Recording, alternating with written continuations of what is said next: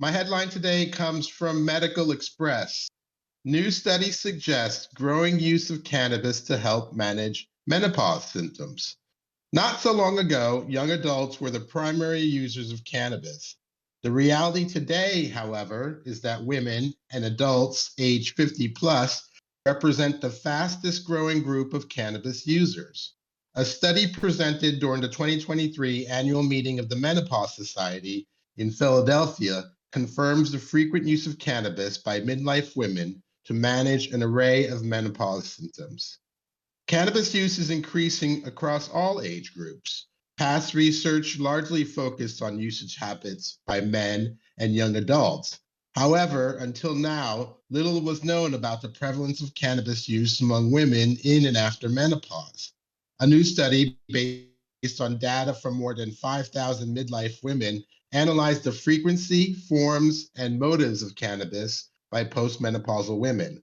Over 40% reported ever using cannabis, most often for chronic pain, 28%, anxiety, 24%, sleep problems, 22%, and stress, 22%.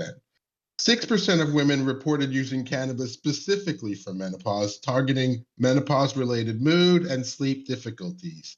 10% of the study participants had used cannabis in the past 30 days, most often smoking, ingesting edibles, or using cannabis in more than one form. Among those with cannabis use in the past 30 days, 31% reported smoking cannabis on a daily or near daily basis, and 19% reported daily or near daily use of edibles. We know that cannabis products are being marketed to women to manage menopause symptoms, and these study findings suggest that midlife women are turning to cannabis. But we still do not know if cannabis use is actually helping or if it may be contributing to other challenges, says Dr. Carolyn Gibson, lead author and health services researcher at the University of California, San Francisco. So this is where I have to stop reading. Thankfully, the article is almost over. What bothers me are about Dr. Gibson's comments to the lack of common sense. Why would 40% of midlife women use cannabis if it was harmful? It's clearly helpful. The real question is, why is it helpful? Dr. Gibson's comments suggest the lack of trust of cannabis users who self-report its benefits. She claims that other factors may contribute to the use of cannabis, like the plant has a reefer madness-like demonic group on its users. Either way, I congratulate Dr. Gibson for completing an observational study on the use of cannabis among postmenopausal women and pointing out that they benefit from the plant. According to Dr. Stephanie Fobian, medical director of the Menopause Society, these findings highlight the need for recognizing and discussing cannabis in the healthcare setting. This is Dr. Jean Talleyrand for High News. Oh, man, oh, man. All I want to say is hello again. That's what I was going to say. Where's Saman? Yeah, I know. I wish Saman was on to come and comment on this, because hello again is formulated for women over 50 that are experiencing menopause and is a suppository for them that helps a number of women that I'm aware of. And I even know some women that were treating their cancer with this product and have had amazing results with it.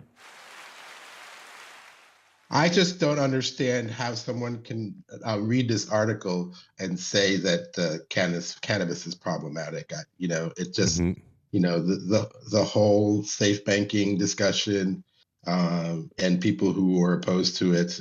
Here's a large demographic folks who are finding it helpful. Yeah. Well, Dr. Talleyrand, I would ask you, where do you think this bias comes from in the science and research world? You would think out of everyone in the crowd, they might be the most informed. So why are they so boo to cannabis? Well, after 6-7 decades of being told it's bad, it's hard for people to change. I think that's what it is, especially with the lack of education in medical schools or science or institutions. there's this assumption that there's something else going on and why people are using it, or that's got this real grip on you and that you have to use it.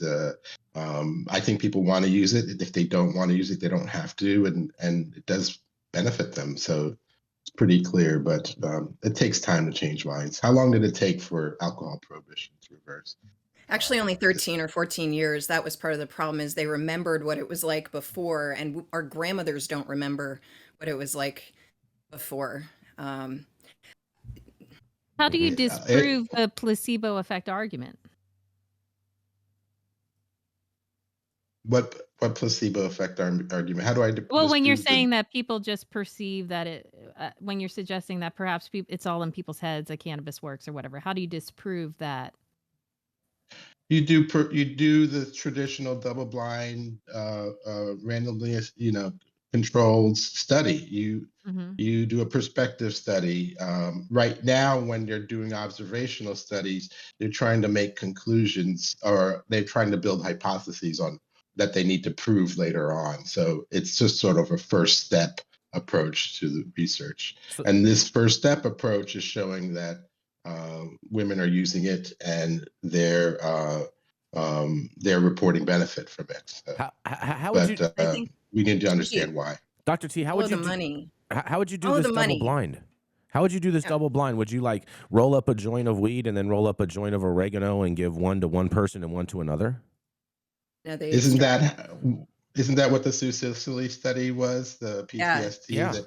They NIDA provided. Yeah, it's a difficult one because of the immediate psychoactive effect of THC. Right away if you're using the placebo or not, and so it sort of gives you a hint. Well, doesn't that just there's prove other its beneficial effectiveness? constituents that are left over too that could be having an effect. And some of the double blinds use alcohol, which is, I think, why Sativex had so many problems with their double blind, is because there was alcohol in it, and the alcohol was affecting the patients as well, especially the little patients.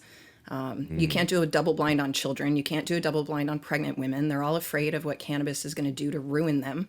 So they feel it's unethical to give this to those patients. And if you follow the money, pharmaceutical companies have been spending millions of dollars yearly to ensure that cannabis legalization doesn't happen. We are one of the biggest threats.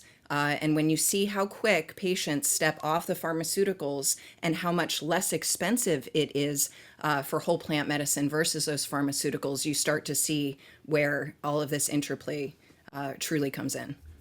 That's who's trying to keep it illegal. That I agree. Yeah, that is so true.